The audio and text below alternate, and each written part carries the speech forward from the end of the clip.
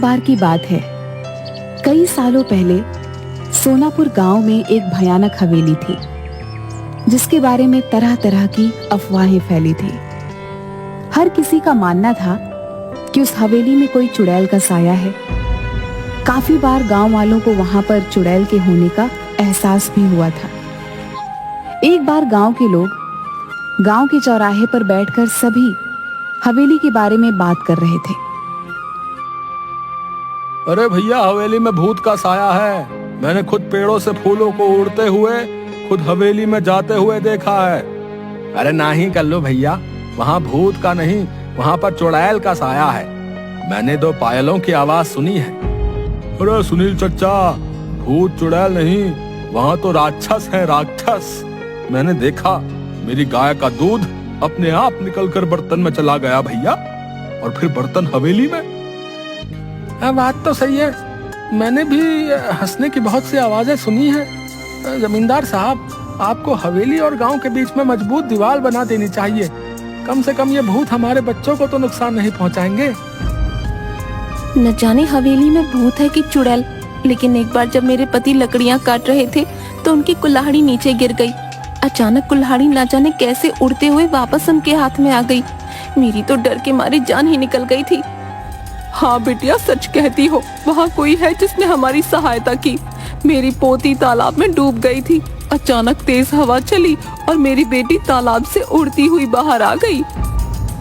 देखो भाइयों, मेरा बेटा अमेरिका से वापस आ रहा है। कुछ दिनों के बाद वो वापस चला जाएगा। उसे इन सब घटनाओं के बारे में खबर नहीं होनी चाहिए। उसके जाने के बाद मैं ये दीवार पक्की करवा दूंगा।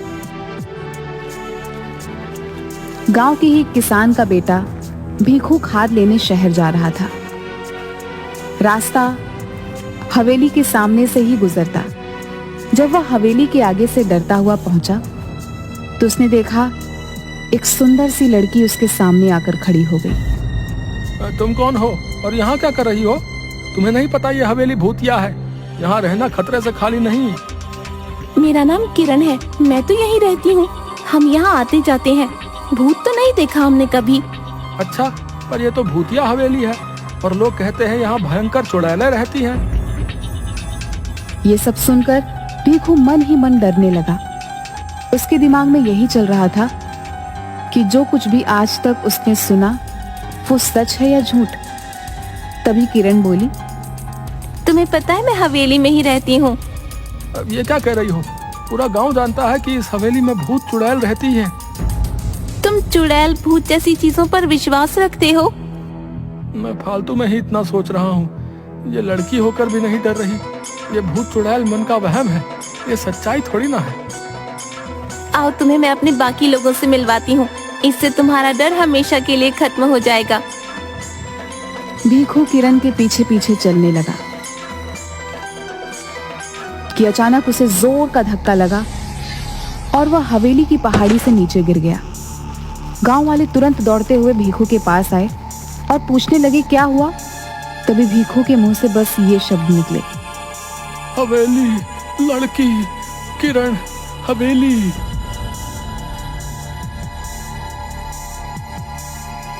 अब तो गांव में डर का भयानक माहौल बन गया था। सबको विश्वास हो गया था कि हवेली में किसी किरण नाम की चुड़ैल का साया है, जिसने भीखू को मार दिया है। इस घटना के अगले दिन ही जमींदार साहब का बेटा राजेश अपने दोस्त मयंक के साथ गांव आ रहा होता है। हे भगवान, शाम हो गई है, हवेली के आगे से गुजरना होगा। अरे राजेश भैया, आप उस हवेली की तरफ मत देखना, कहीं उन चुड़ैलों का साया आप पर भी ना पड़ जाए।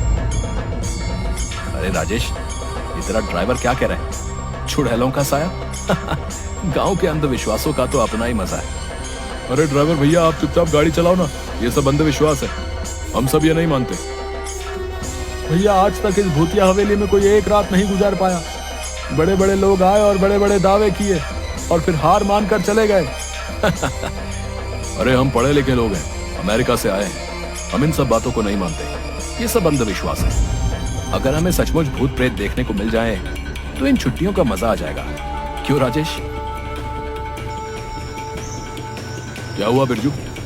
अरे ये गाड़ी के आगे इतने सारे फूल कैसे पड़े? लगता है किसी ने हमारा स्वागत करने के लिए रखे। तो यहाँ रुकना खतरे से खाली नहीं भैया। मैंने अभी अभी किसी को यहाँ से जाते हुए देखा है। ये सब हवेली की चुड़ैलों का काम है। अरे तुम गांव वाले भी कमाल हो, हैं? खुद ही सब कुछ करके शर्मिंदा हो जाते हो। मैं सब जानता हूँ। गांव वालों ने ये फूल बिछाए होंगे, लेकिन अब अपना नाम बताना नहीं चाहते। राजेश भैया, मैं झूठ नहीं बोल रहा। जब आप हवेली में एक रात बिता लेंगे तो आपकी सोच भी बदल जाएगी। यार बिरजू, तुम पहले घर पहुंचाओ, बाद में देखेंगे। अभी तो बहुत जोर से भूख लगी है। मेरे पेट में तो हाथी, चूहे, भूत, प्रेत सब दौड़ रहे हैं।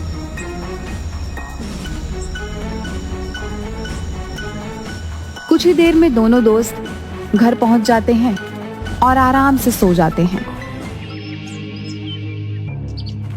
अगले दिन जब वह गांव घूमने जाते हैं तो फिर गांव वाले उन्हें हवेली के पास जाने से मना करते हैं।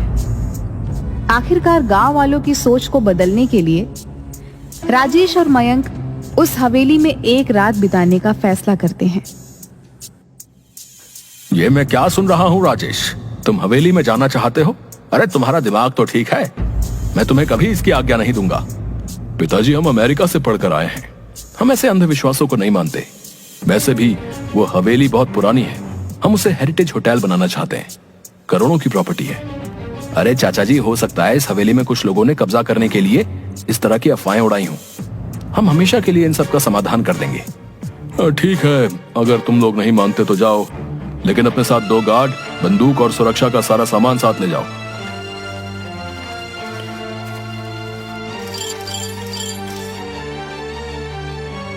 आप लोग सो जाइए, हम सब बाहर ही बैठे हुए हैं। कोई भी बात हो तो तुरंत आवाज दीजिएगा।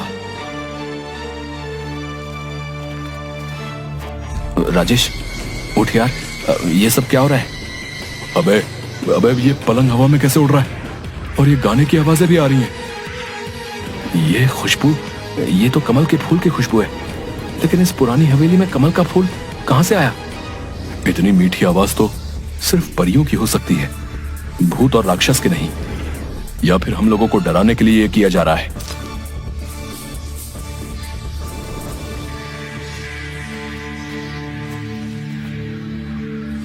क्या तुमने वही देखा जो मैं देख रहा हूं? हाँ यार, ये तो सचमुच भूतिया है। नहीं, हम यूं विश्वास नहीं कर सकते। मुझे तो लगता है कि ये कोई ऐसा बंदा है जिसे इस टाइप के हॉरर इफेक्ट के बारे में बहुत कुछ पता है। चलो हवेली की लाइब्रेरी में चलते हैं, कुछ तो मिलेगा।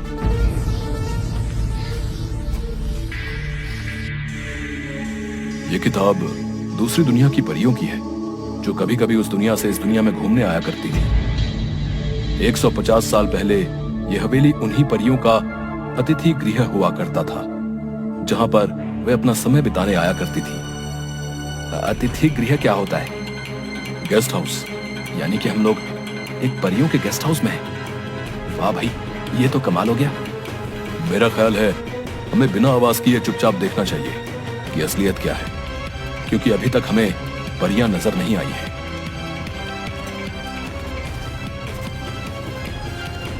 इसके बाद वो परियों का इंतजार करने लगते हैं। तभी अचानक उनके सामने जादुई संगीत बजने लगता है और बहुत सारी परियां सामने प्रकट हो जाती हैं। मैं हुस्न परी हूँ। हमारे घर में आपका स्वागत है मानव मित्रों। हमें खुशी हुई कि तुम हमारे यहाँ आए। आप दोनों तो कितनी अच्छी हो, तो आप लोगों से लोग डरते क्यों हैं? इसका जवाब तो वही दे सकते हैं। क्या तुम दोनों को भूख लगी है? हाँ, भूख तो लगी है। जो खाना लाए थे वो तो कब का खा चुके हैं हम दोनों।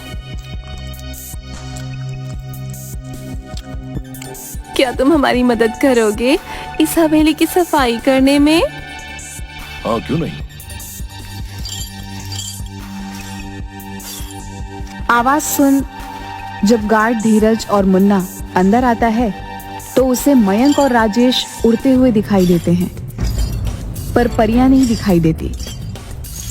वो डर कर उन्हें छोड़कर वहां से भाग जाते हैं और जमींदार के पास पहुंचते हैं। जमींदार साहब, गजब हो गया। लगता है राजेश भैया और उनके दोस्त को भूतों ने अपने कब्जे में कर लिया। वो दोनों हवा में उड़ रहे थे। हे भगवान, अब क्या होगा? मेरे बच्चों को प्रेतों ने अपने कब्जे में लिया है। भूतों ने नहीं, चुड़ैल ने किया है। क्योंकि वहां से लड़कियों की आवाजें आ रही थी, वो गाना भी गा रही थी, हमने पायलों की आवाज भी सुनी। सभी गांव वाले बुरी तरीके से डर जाते हैं। मयंक और राजेश अगले दिन जैसे ही सूरज उगता है उन दोनों परियों को अलविदा कहते हैं। हम पर विश्वास करने के लिए धन्यवाद राजेश और मयंक, लेकिन गांव वाले हम पर भरोसा नहीं करते। इस हवेली से हमारी यादें जुड़ी हैं, इसलिए जब भी मन करता है तो कुछ वक्त बिताने हम यहाँ आ जाते हैं। लेकिन भीखू पर हमला तो सुबह हुआ था। मैं यही बताना चाहती हूँ, भीखू पर हमला हमने नहीं किया। हम तो सिर्फ गांव वालों को शहर से भागकर आए हुए तस्करों से बचाने की कोशिश कर रहे थे, जो सुबह के समय इस हवेली में छुपे रहते हैं और रात को तस्करी के लिए निकल जाते हैं। परियां राजेश और मयंक को बताती हैं, उस दिन जिस दिन पहाड़ी से गिरकर मर गया, उस दिन परी उसकी रक्षा कर रही थी, लेकिन सिर्फ भीखू को ही दिखाई दे रही थी। जब तस्करों ने भीखू को हवेली की तरफ आते हुए देखा तो उन्होंने उसे पीछे से धक्का दे दिया ताकि उनका रहस्य किसी और को न पता चल जाए। तो क्या तस्कर आपको नहीं देख सकते? नहीं, हमें सिर्फ वही देख सकता है जिसके आगे हम अपने आप को खुद दिखाना चाहें। हमने गांव वालों को तस्करों के बारे में बताने की काफी कोशिश की, लेकिन डरपोक गांव वाले हवेली में नहीं आए। आपको परेशान होने की कोई जरूरत नहीं है। आपने हमारे गांव की रक्षा के लिए इतने सालों तक हमारा साथ दिया है। आपकी सच्चाई हम सभी गांव वालों को बताएंगे और हम सभी गांव वालों के साथ अगले हफ्ते दीपावली मनाने यहाँ आएंगे।